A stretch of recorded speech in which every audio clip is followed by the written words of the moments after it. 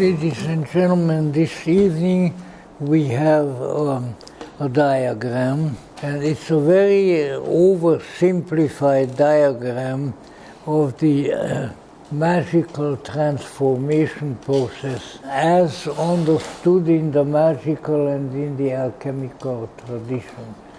In it you will see three squares and three triangles. Now the triangles that float above the squares are the symbolizations in this simplified fashion of the higher self or the divine self. And the numbered squares are the human personality. So we can symbolize, for our purposes of course, the human being as a square. Now, if you are a brother of the Masonic jurisdiction, then you will be slightly astonished that you are a square, because, however, whatever the case may be, so we are the square that we see there. That means that we start out as a square. And this is, of course, the old appellation against somebody who is not very highly developed, who is kind of frozen in the natural world as a square, and that's what we are.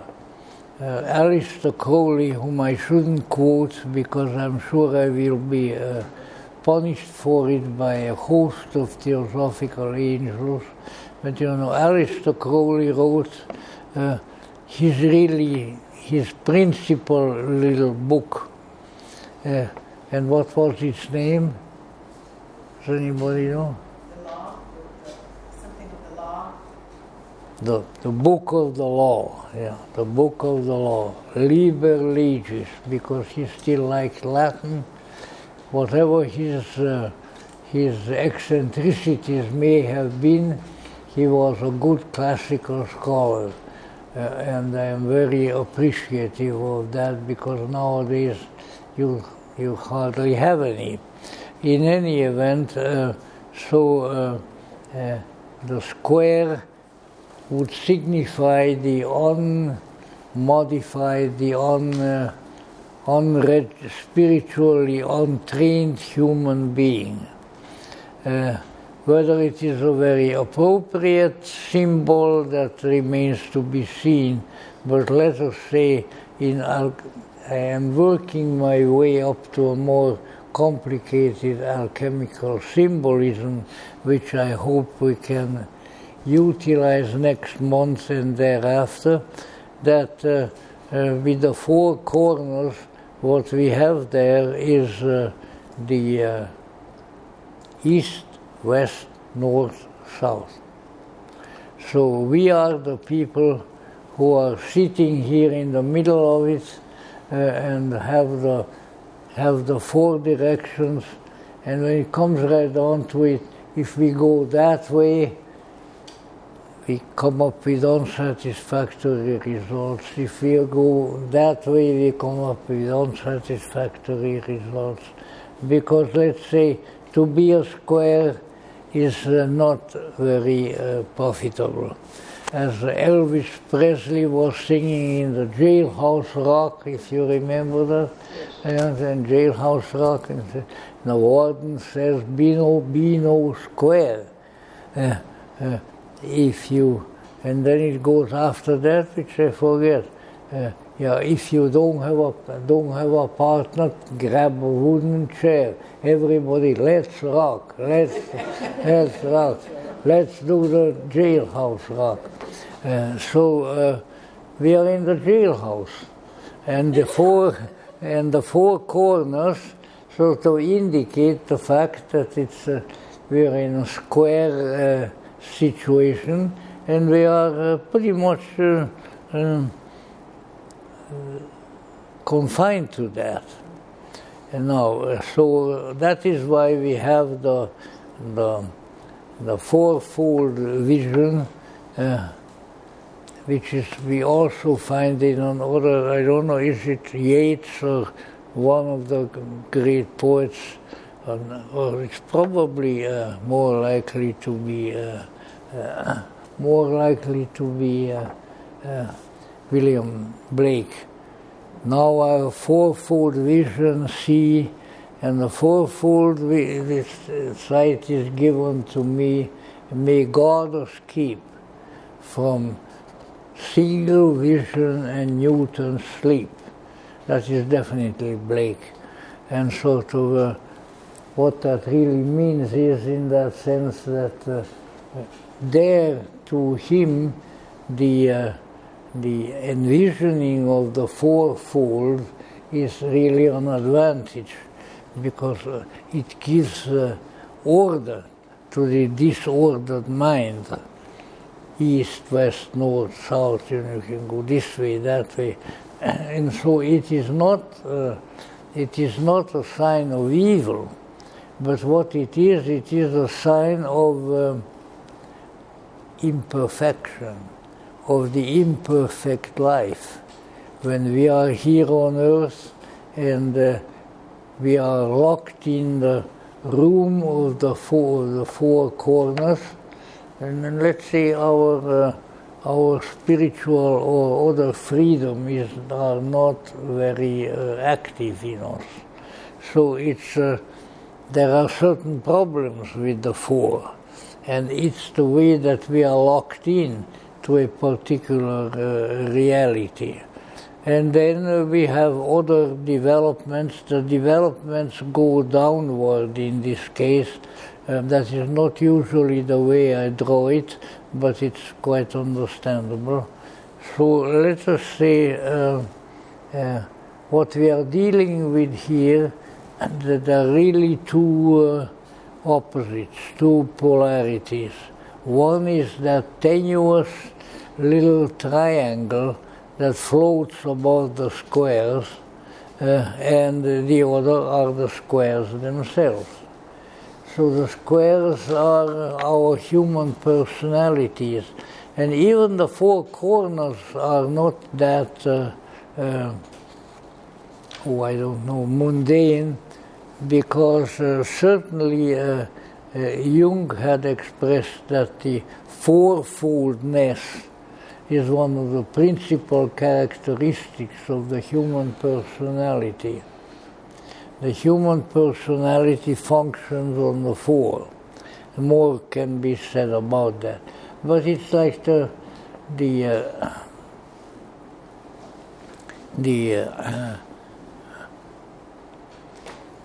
our perception of sight and smell and taste and hearing. Four. So it's all kinds of fourfold characteristics of embodied life that may be characterized as the square. And in the square we have, of course, the four corners. But then let's say we also need to remember that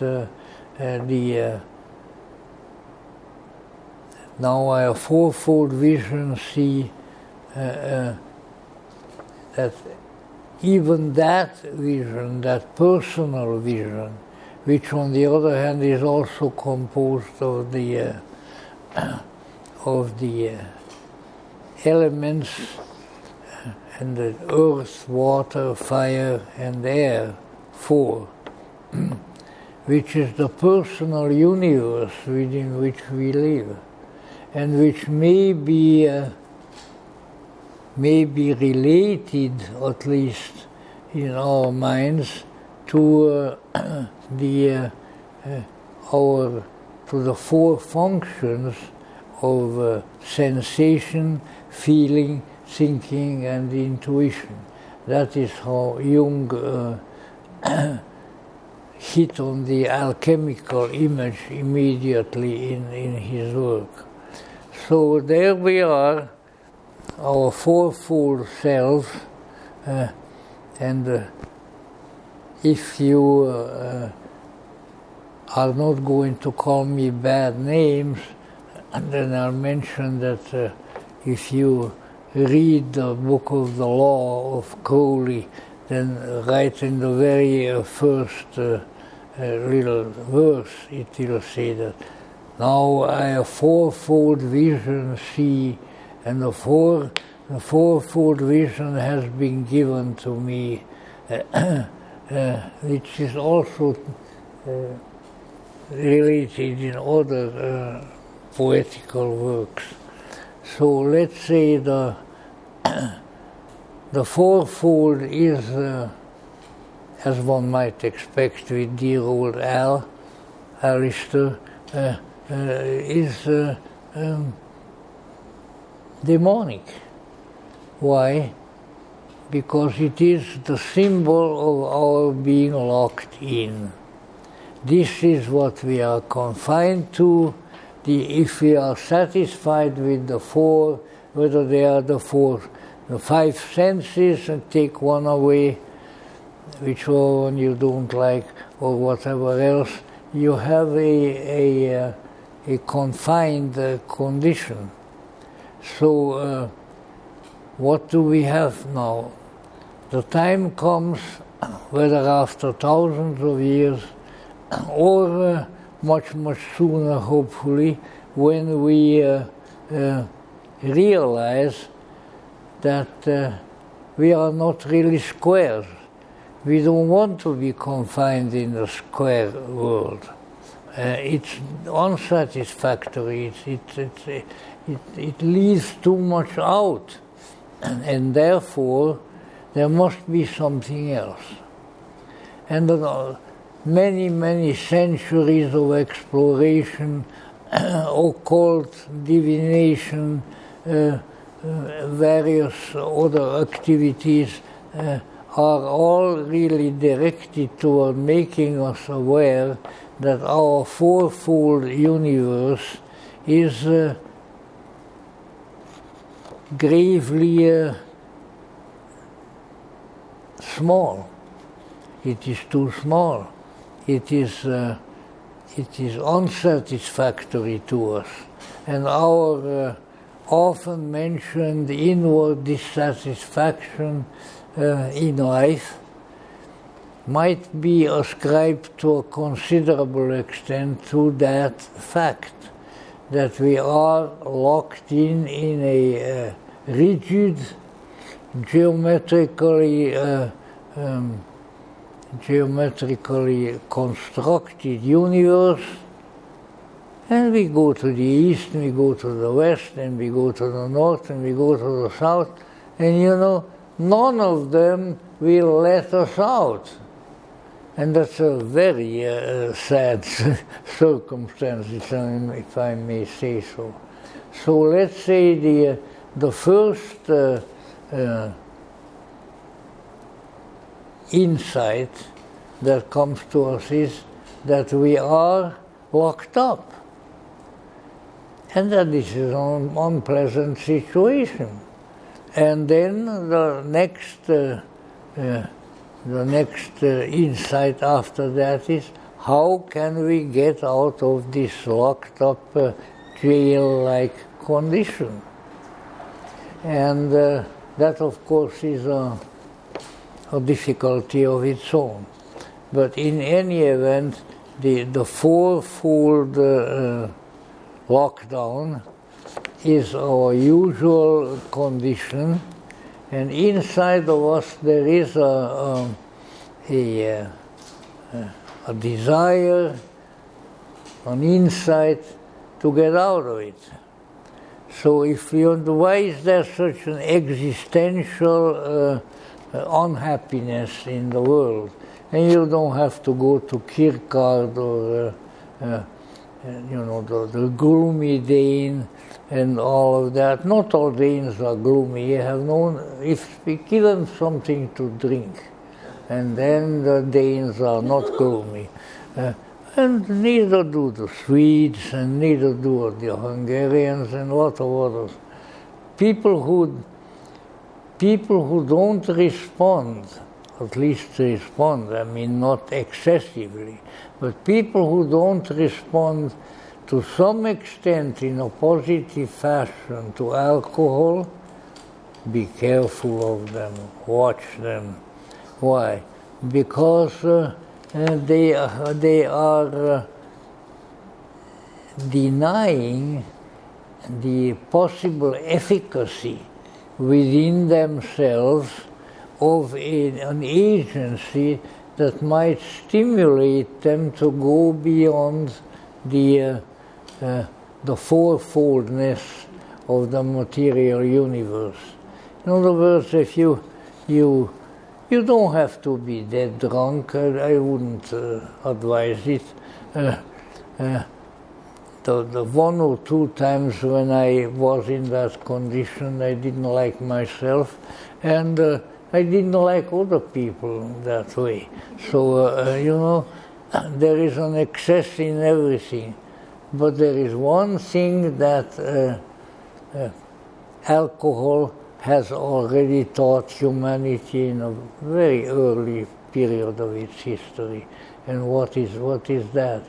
That is that in order to move to the higher vision, to the divine self, to whatever you want to call it, in early theosophy they just called it the self with an S. If you want to move in that direction, your consciousness has to be altered somehow. With an unaltered consciousness, you are going to be still in the fourfold prison. Now, that doesn't mean that we should do away with our consciousness and not be here anymore, because that is a very unproductive situation already, which it would seem that the apostles and Jesus Christ discovered with the suicide of the betrayer, that it's not a good thing to do away with your consciousness.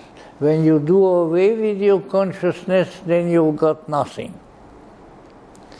When you alter your consciousness, you might have something. And if you alter it maybe in a little different fashion, then you will get something else. This was, of course, the great revelation of the 60s. It was the great revelation of the era of the altered state, where people have discovered that a sufficiently and intelligently altered state will bring them insights, visions, experiences that otherwise they would not have. And this is undeniable, and even though, let's say, the psychedelic era historically seems to be somewhat gone now, but the fact that consciousness has to change in order for you to change is perfectly natural and understandable, because you are the way you are because of your limited consciousness. If your consciousness becomes less limited, then you are going to be different. And if you look at all the educational systems of the world, since the beginning, certainly at least of the Christian era, because that's when new approaches to education also came in. If you do not reach out to stretch your limited little consciousness to expand it, as often it is said, expand it into areas of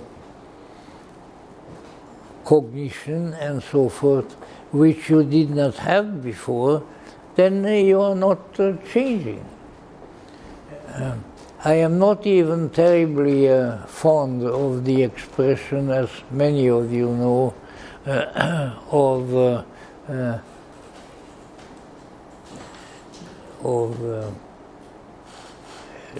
change in terms of your mind. In other words, we are not dealing here with a change, but we are really dealing with another kind of transition, which is not very frequently apparent to us, which at least I like to call transformation. And the metaphor for it being the little silkworm, which I have observed in my neighbor's garden, which he gets up on the mulberry tree and chews away, and man, oh man, I mean, if on the other side of the street there were a mulberry tree full of silkworms, you would hear them here. They chew and masticate like you wouldn't believe. Chomp, chomp, chomp. And then, of course, as that goes on, they undergo precisely what I just alluded to, transformations. And I have brought this simile up several times, and I should not do it again. But the whole issue is that what in these particular zoological formations occurs is that the creature undergoes a transformation, and when it comes out of the cocoon which it constructs for itself to protect it during its transformation, when it comes out, it has become something entirely different. In fact, to recollect to our minds as to what we are talking about, on the ordinary circumstances, the cocoon situation one would expect would lead to a new formation, and it does. And what it does in this case is that now you are not faced with a little worm-like, really rather disgusting little bugger, but rather it has become a really different looking creature. It has wings, and it's like a little butterfly, that sort of thing. And then this butterfly in turn is supposed to go and lay its eggs elsewhere, and then they are supposed to come out and undergo transformations again, and that's how the silkworm odyssey goes on. But what we have here is a process which is generally very seldom found in nature, but which is also a metaphor for our nature. If we are not prepared to change into a creature very different from the one that we are, the one that looks back at us from the mirror, then we are on the wrong path. Because that is what we must do. This is what Jung called individuation. Come on in, folks. There are still chairs around, and therefore, howdy, nice hat. Cap. So yeah, so Capital T. yeah, so let us say we must have some notion, at least to begin with, of the fact, because it is a fact, that in order for us to move to greater, transformed, and different consciousness, we have to undergo a change of consciousness. And that change of consciousness then will lead us to the kind of perceptions that only a changed consciousness can confer on us, and our previous consciousness does not. And this sounds so easy and you know, yeah. It is by no means easy, because we are, you might almost say, if you want to use that term, we are frozen into the kind of consciousness where we are at, and it's confining, and it's a prison, and it's we can do the jailhouse rock there, just like I said before. Yeah. So you see that this must be understood. And if it is understood, then one can draw conclusions from it, which may be to one's benefit. Now, that's enough about that at this particular point. But there we are still, and Mr. Crowley was very, well, how should I put it, was very disdainful of being locked in the square, in the fourfold world. He said it is a fourfold world, and he was very disdainful of it. So he was right. I mean, just because he got a bad reputation, that doesn't mean that old Al, as I like to call him, wasn't right sometimes. He was right quite often. And where he was right here is that we cannot remain satisfied and happy in a locked-in condition, which he says, I mean, that's how he starts with the Book of the Law. I am in a fourfold world, and then he said, and he puts it down in all kinds of ways. And he turned into a rectangle. Yeah. Well, that's another way. That's the way to use all the angles. Yes, you're right. So in any event, finally we get to the point, there's something wrong. I get up in the morning, I go back to bed in the evening, I do various things that I have done for years, and it's really cuts it with me, It's all becoming dull. It may not be as tyrannically locked in as a fourfold vision, but it's unpleasant nevertheless. And meanwhile, we look here, we look there, and sometimes we even find something that either for a while or in a more permanent fashion can act as our helper in this transformational process. And sometimes we don't.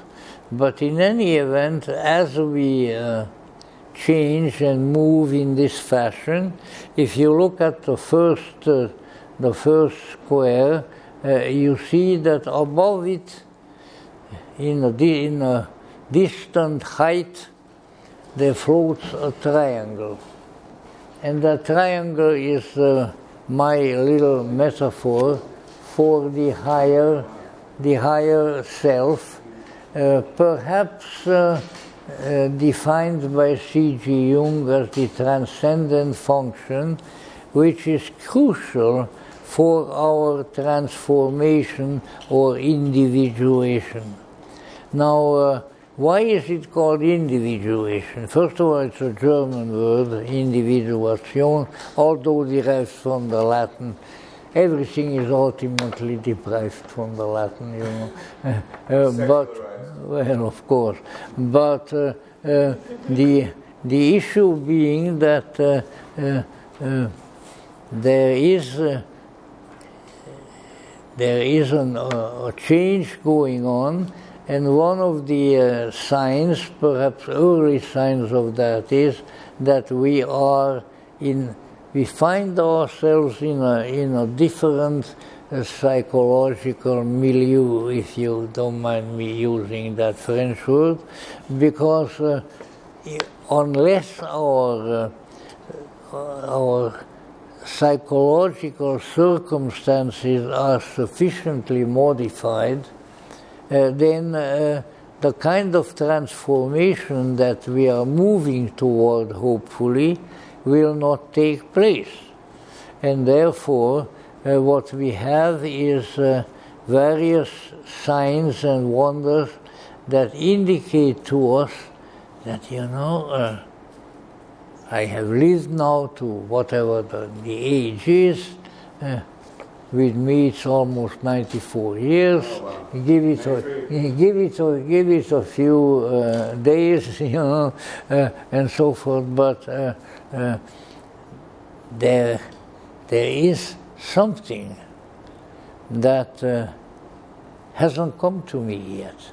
There is something that has not been included in the little transformations that I had already, and therefore it still leaves me kind of downcast and depressed. It's just, why isn't it more? You know, why am I still crawling out on the gourd like a scarab beetle, which of course is a great alchemical symbol, and what can be done? So what can be done is that we must become aware of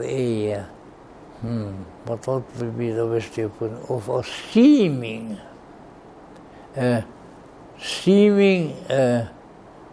relationship that we are in, and which is really our relationship with the higher, with the transcendental, with the more spiritual part of ourselves.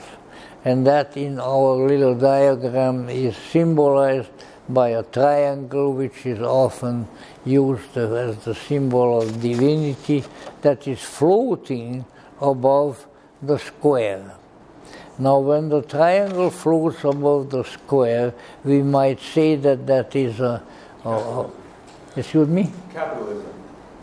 Well, I don't like to politicize or even let's say whatever. But anyway, something is there, and so we are striving for contact with that something, and in order to have contact in this life, we have to see it, because we are a very visual race. If we don't see something, it doesn't exist. I could talk myself blue in the face about the fact that there is a big green dragon with purple teeth marching around here, seeking whom he might devour. And the thing is, until you see it with your senses, you'll say, but he's leading us on, you know. That's not what is really happening. So we have to be aware of. That's just it. I just said it. We have to be aware that there is something else than what we are dealing with at the present time. Something else. It's not here, it's not in this room, at least not now, maybe some other time, and so on and so forth. And yet, with its concealed qualities, it is of tremendous potential value.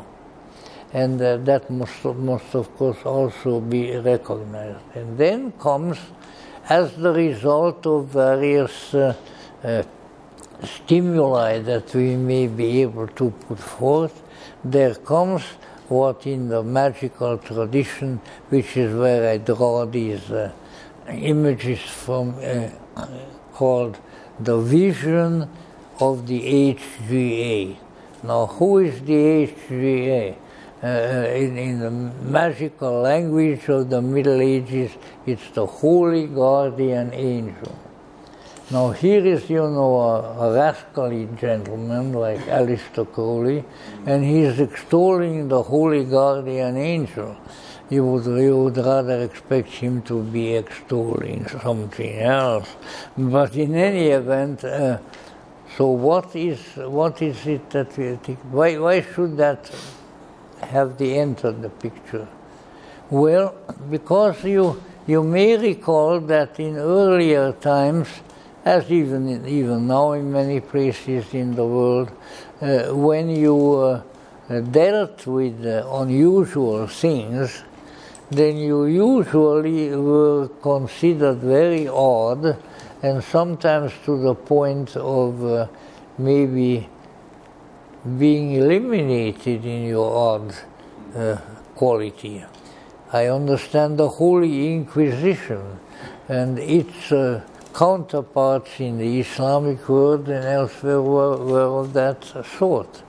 You don't fit the pattern, and then you are going to be killed, usually by fire, which is a very unpleasant way to go. Nowadays, of course, we do it by burning down a whole city, as we did with Los Angeles not so very long time ago, really. And Dresden, you better believe it, yes. Oh yeah. So anyway,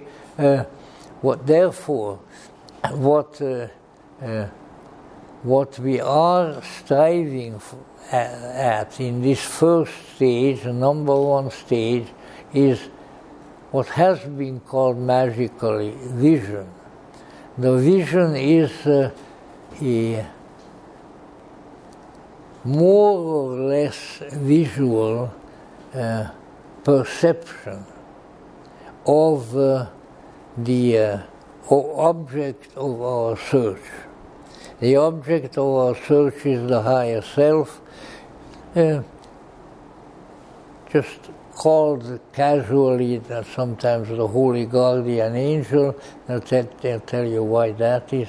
And this in itself needs to be explored. Why I didn't complete my thought about the guardian angel, because the guardian angel, and the angelic kingdom, as it is often called, the angelic kingdom is a vast world, a vast universe of spiritual beings that are obviously not physical in nature, and is apparently a certain division of these is destined to act as a helper in certain ways of the human. And these have been named the guardian angel. And you have the nice little pictures usually of children. They're going over a bridge, and the bridge is collapsing, and then the guardian angel is grabbing the kid so he's not going to fall into the water, which is even under any circumstances a rather laudable undertaking. But let us say, in various pursuits of our lives, it is very likely that sooner or later we encounter some forces that work to our benefit. We don't know what they are.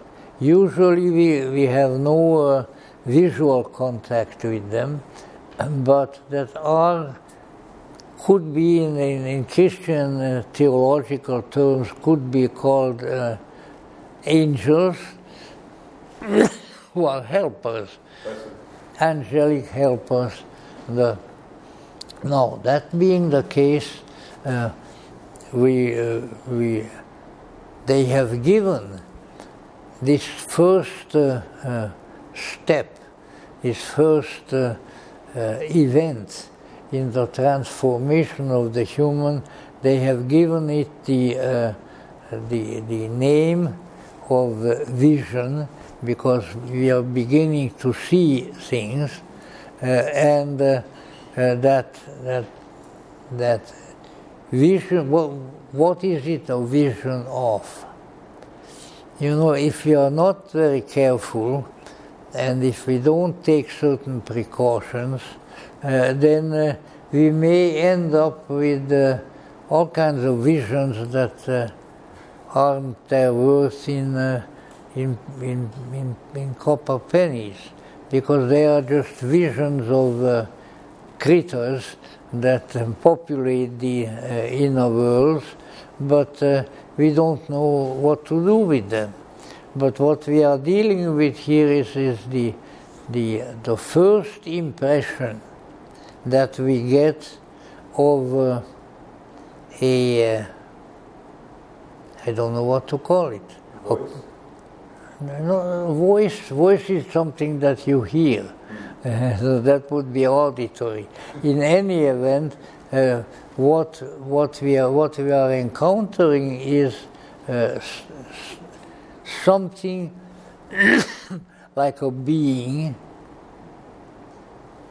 that is friendly to us, and that our inner intuition tells us will be a beneficial contact for us. And that is what the magicians would call the vision of the holy guardian angel.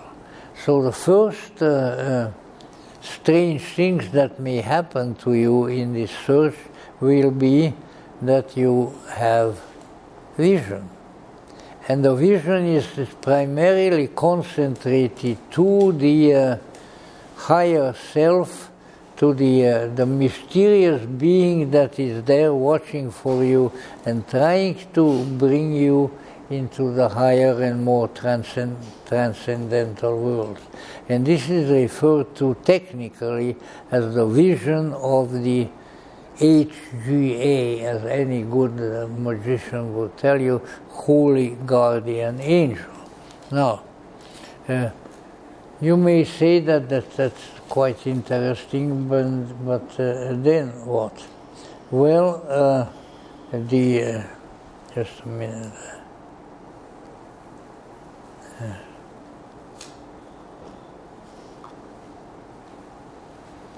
In any event, that brings into the focus of our attention that there are seemingly beings, and that these beings are not like Dracula and go for our throat, but they are here to be of assistance to us, and of assistance in spiritual things.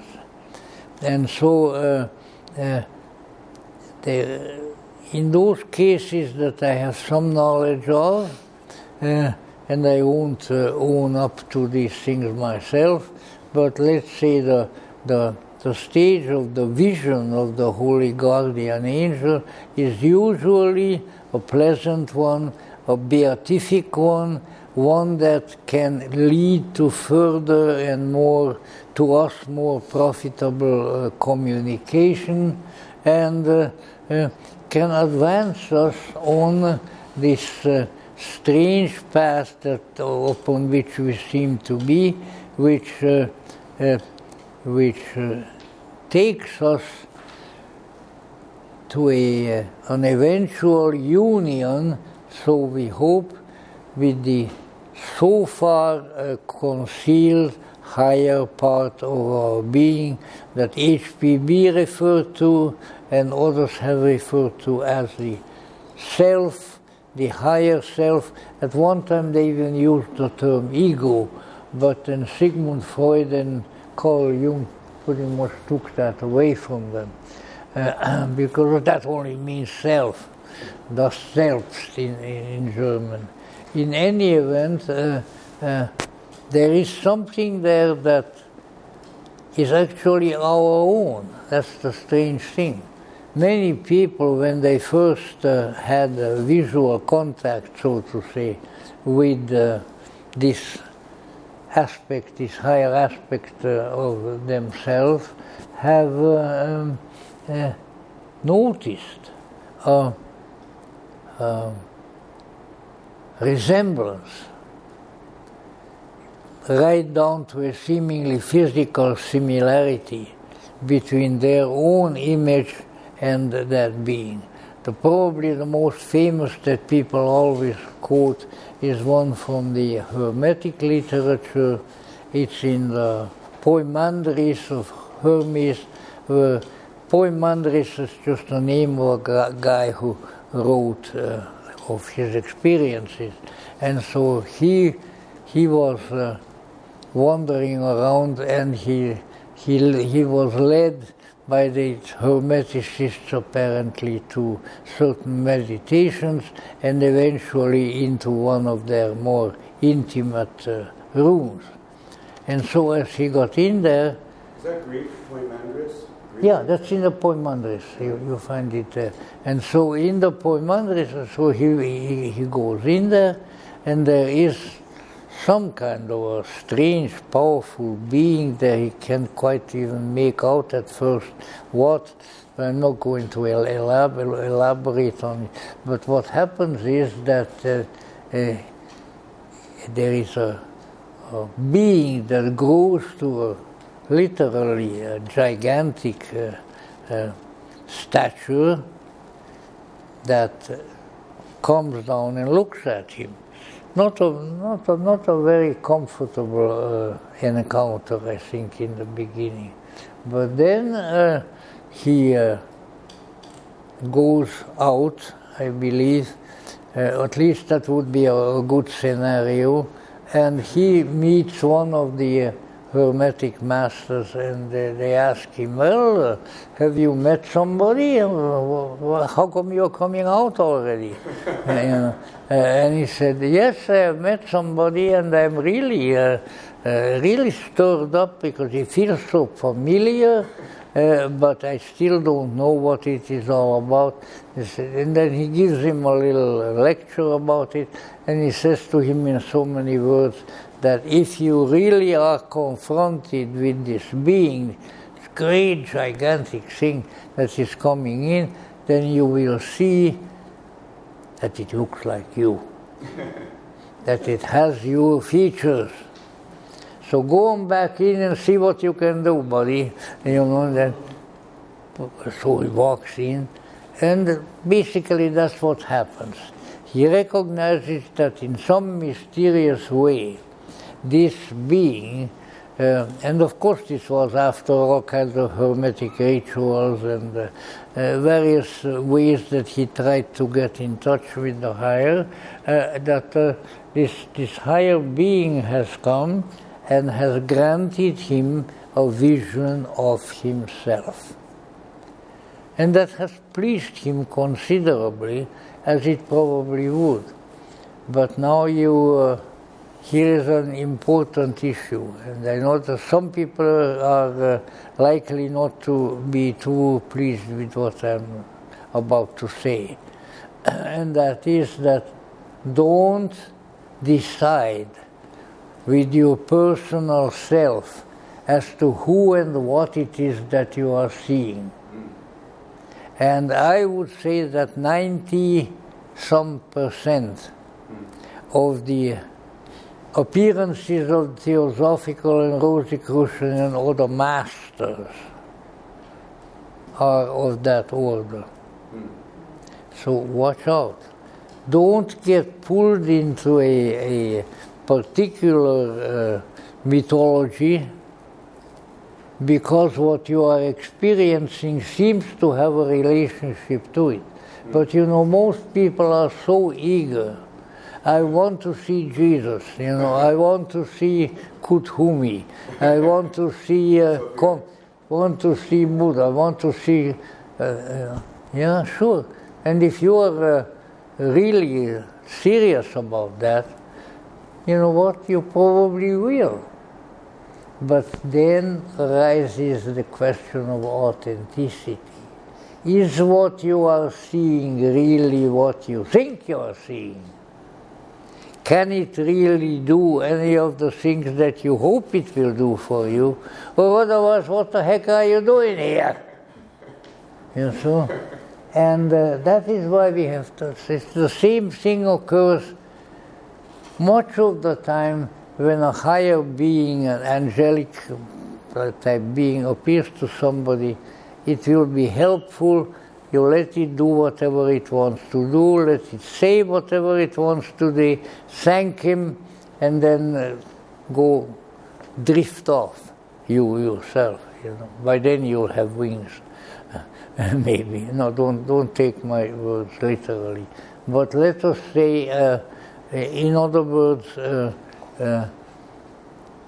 forms of consciousness will appear to you which are potentially of a helpful nature and which needs welcoming, and their presence needs assimilation and utilization. And that's when things work well.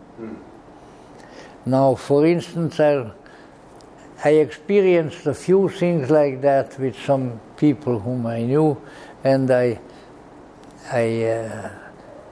I don't want to propagandize, so I'll just say it was a very simple experience very early in my involvement with these things, right down here on Franklin Avenue, and I almost said I ran into it. Not really. I met somebody there, and we were talking. And this somebody handed me a book.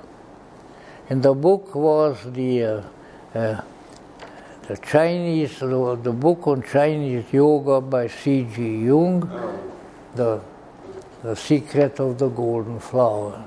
And I said, well, that's beautiful. I don't have that book. In fact, I think it was comparatively recent publication in English. So I looked at it, and I asked her, have you read it? She says, I tried to. And I said, well, keep trying. And then I got a book. I think the book that I have is one that I bought myself. In any event, so I kept going and said goodbye. And out of the corner of my eyes, because I'm a tricky cat, on the corner of my eyes, I kept looking back. And this person who gave me the book and then got it back was like one blazing torch of light, but just completely. I said to myself, oh my gosh, what did I do? I didn't want to cause anybody to become a living Buddha on Franklin Avenue. But anyway, the situation developed subsequently, and I know what that appearance was. But it was one of the manifestations of coming across abruptly a very, very powerful and stimulating spiritual material, which the Secret of the Golden Flower is. And it triggered something in this person.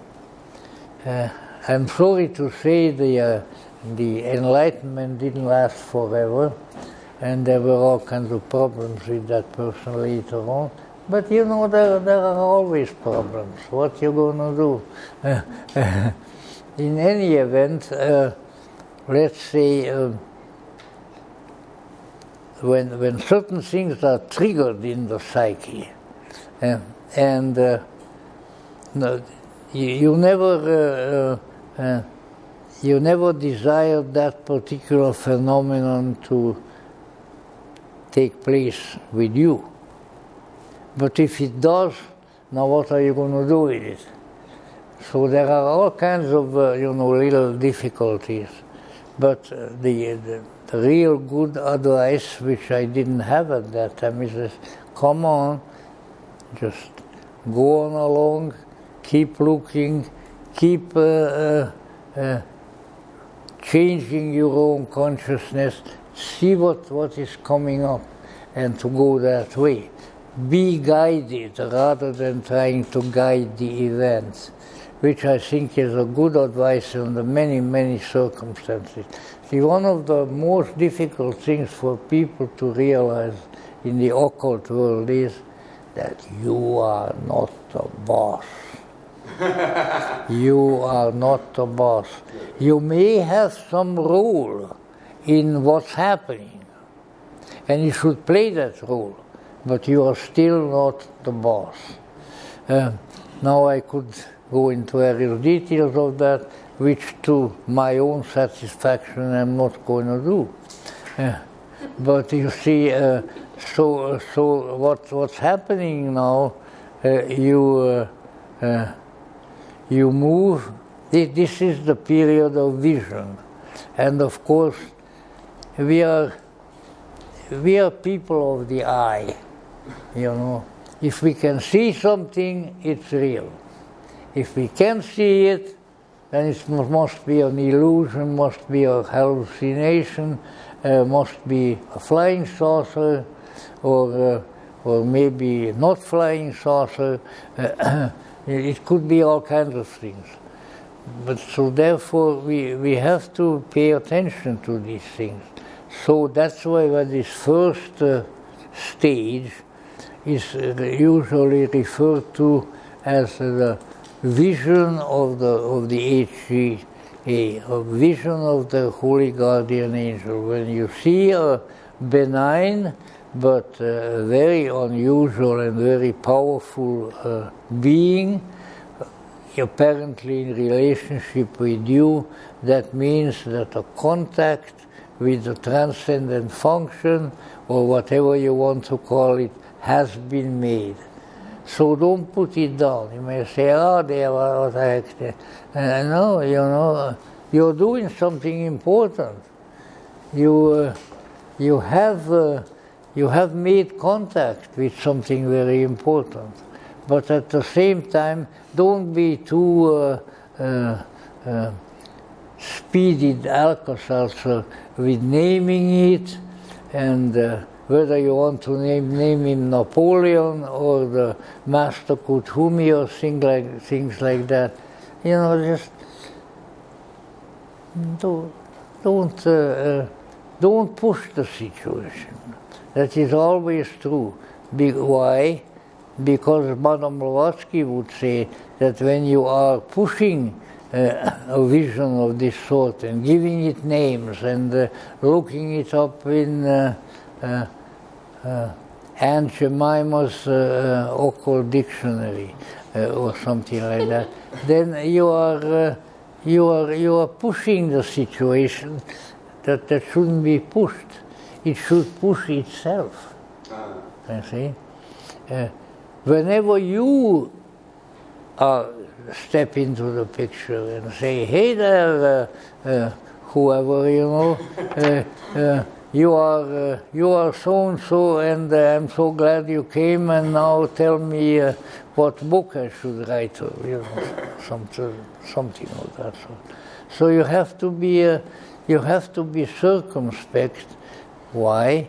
Because the you that looks at that hermetic being or any other that may appear are are the human personality, your psychological ego, which is a valuable thing. I wouldn't discourage anybody from pursuing that. But the psychological ego, with its functions and so forth, is not the higher self. The higher self is beyond that, or whatever else you want to call it. So that is why perseverance is of extremely great and valuable value. Is that a tautology, as we call it in grammar? In any event, you have to be careful, because you can project some of the energy of these higher forces, of the higher self, of the heaven world, whatever you want to call it. You can project it into our personality, and then you have the famous phenomenon that Jung was talking about, of the bloated ego.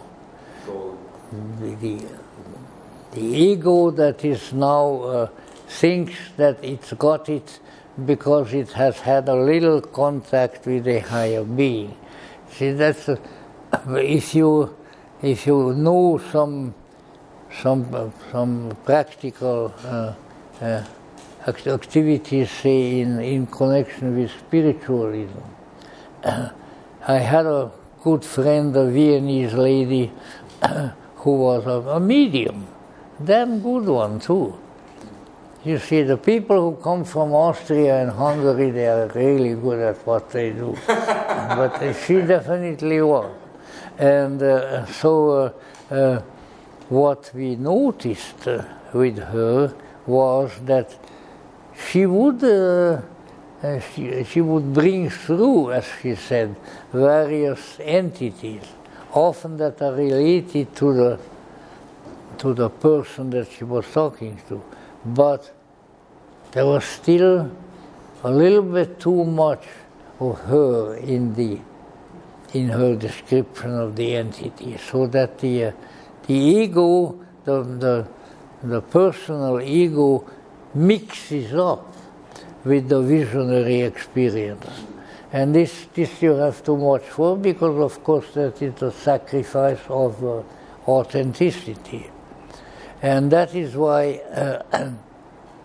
in fact, something comes to my mind that I haven't thought of in years. In a long conversation with the late Professor Ernest Wood, who was a very prominent theosophist at the time, and who was, for prolonged period of times, sort of the helper of Bishop Leadbeater in Sydney, because Leadbeater went to live in Sydney, particularly after the death of Annie Besant, and so there were all kinds of people there. And what has happened in this case, that Leadbeater, who was the seer, himself would warn Wood.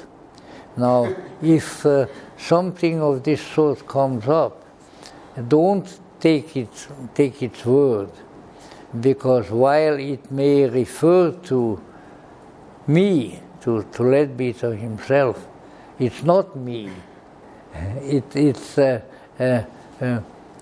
something that resembles my visions and my talks and things like that, but it's not. So be careful, because you may be led into a personalistic situation, which would be worse than you were reading Dracula. He advised the children who were there under his care to read Bram Stoker's Dracula, which to me is very much in his favor. And why? Because I believe in vampires? Well, I don't really, and I know something about Transylvania. Well, sure, it was part of my country, until they gave it to the Romanians after World War I, But on the whole, be careful about these things, because if you mix it up with things that don't belong, like you have to be you. So that when that is Leadbeater the seer, when I look at you, I will see at least some of the real you, and not what you built around it. So this is important. That's why, let's say, egotism is not a very great virtue in occultism, because you interject personal qualities into the picture which really don't belong there. So one has to be careful. Now then, let's see. We came to the vision, and then let's say I deal with the being that has appeared, the hermetic being. Let's see, do I still have my glasses, or did the spirits take off with it? They can. But let's see, what we have is, so the second step is what? There is the vision, starts with the vision of the HGA for Holy Guardian Angel. The next one is conversation with.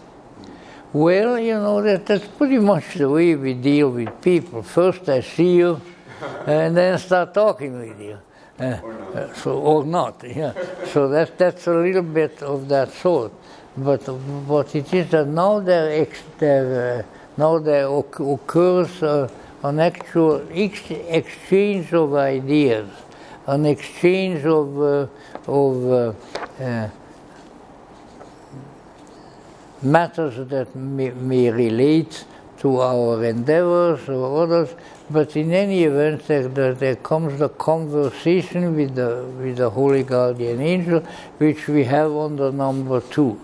So after there has been vision, and this is not a bad idea to think, because apparently, according to the magicians, the ability to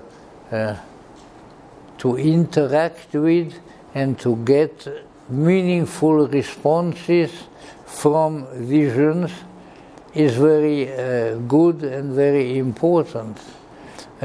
If you have a great, big, wonderful vision, a Lohengrin coming up with the Holy Grail or something, but he's mute and you cannot converse with him in any meaningful fashion, then I would say that would have probably been better not to deal with that particular entity.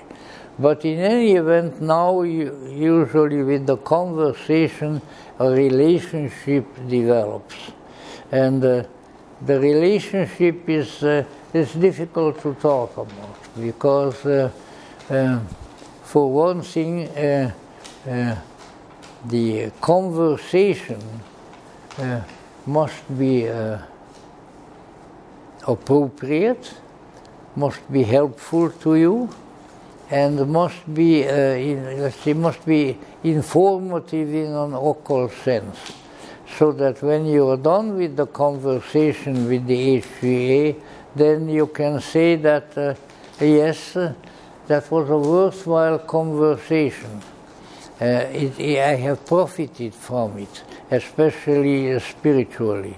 And therefore, I should think it over and assimilate as much of the message that I have received into myself. And now comes, let's say, usually a fairly long period of interacting between the human personality with the visions and the conversations and so forth. And eventually, sooner or later, you will come to such a close relationship with the HGA that a union takes place. and that this is takes various forms. I don't want to be sacrilegious in the religious sense, but let's say I would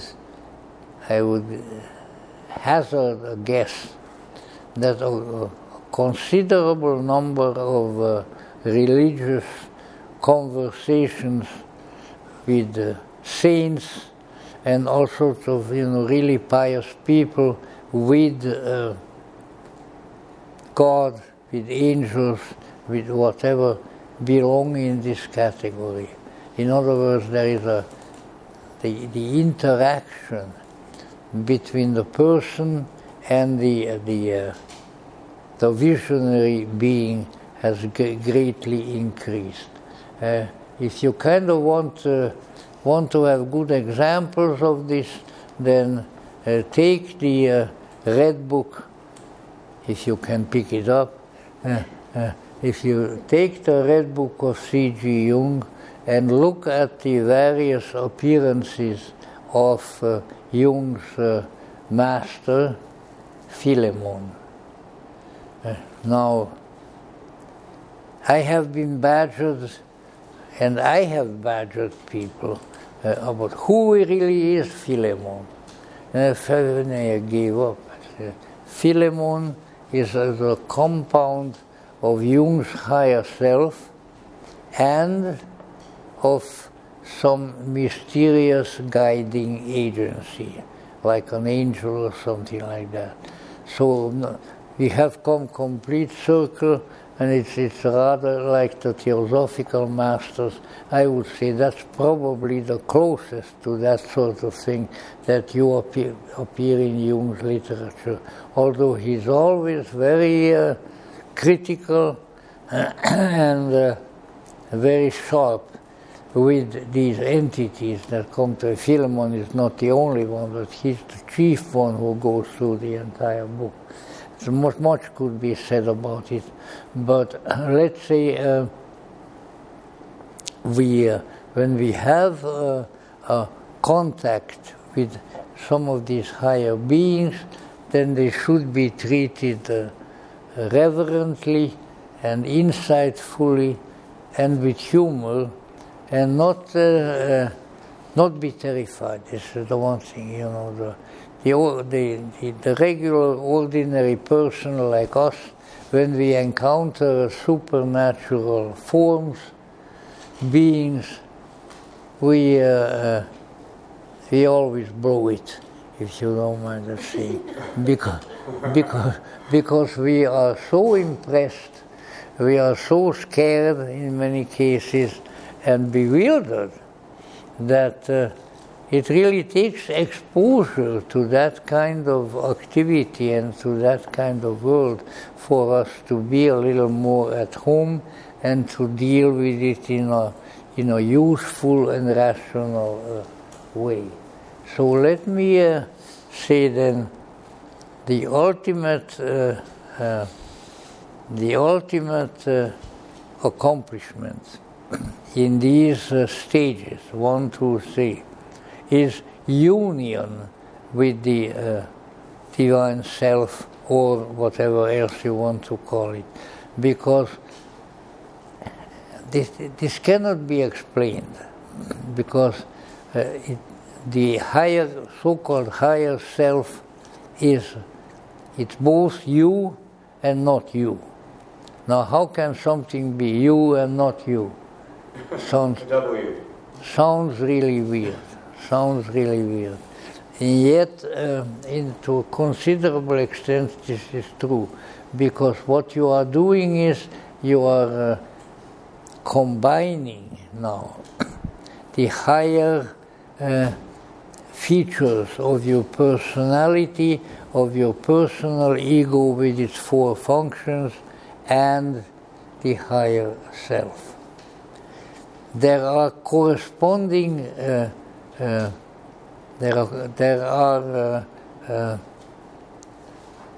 are portions of our selfhood which correspond exactly to portions of our transcendental selfhood. There is an interaction between the two. And so we have to be able to hold the two seemingly contradictory forces in our mind. Yes, this is a greater being that just has come now, but I still don't know who it is. I'm just going to listen to what he says to me and go with that. But instead of that, people want to identify. They want to name. This is the Master Kuthumi. This is some kind of a supernatural being. This is Aleister Crowley returned. Now then people are going to run. But in any event, the various things like that you have to sidestep, because you are the only one qualified to deal with these forces and with these beings. Why? Because you brought them into operation, you evoked them, so to say, although evocation is a special term again, and you should deal with them because you called for them. That is why there are some of these stories where let's say the famous story of the wizard and his servant. The wizard has a servant, and then the servant kind of gets out of hand, and so finally he is told, look, you did this because you empowered this being. He gave him power over you, and you have to remain yourself. You are a human.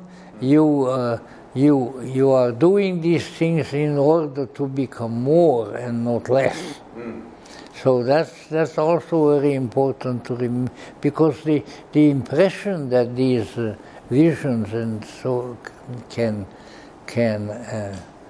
spread on a human can be very, very powerful, and so we have to begin to discern, is this something still to our benefit or not?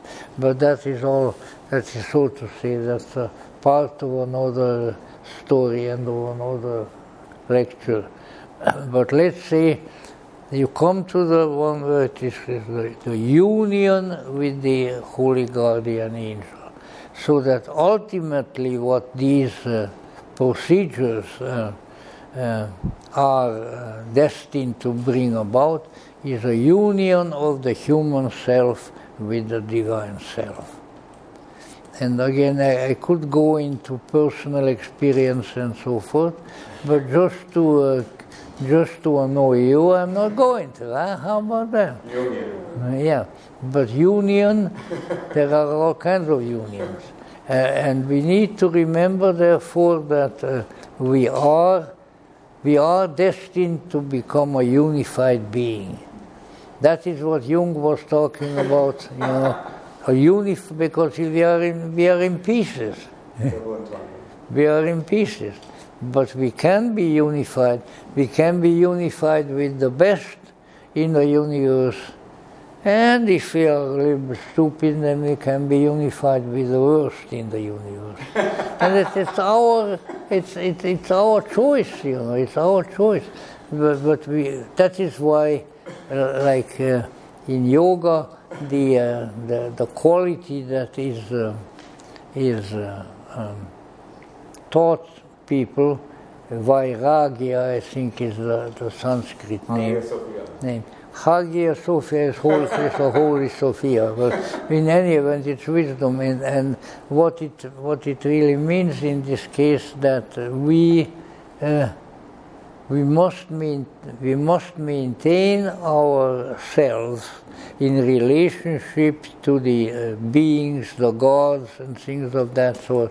But so we don't give up our personal selfhood, but we allow it to be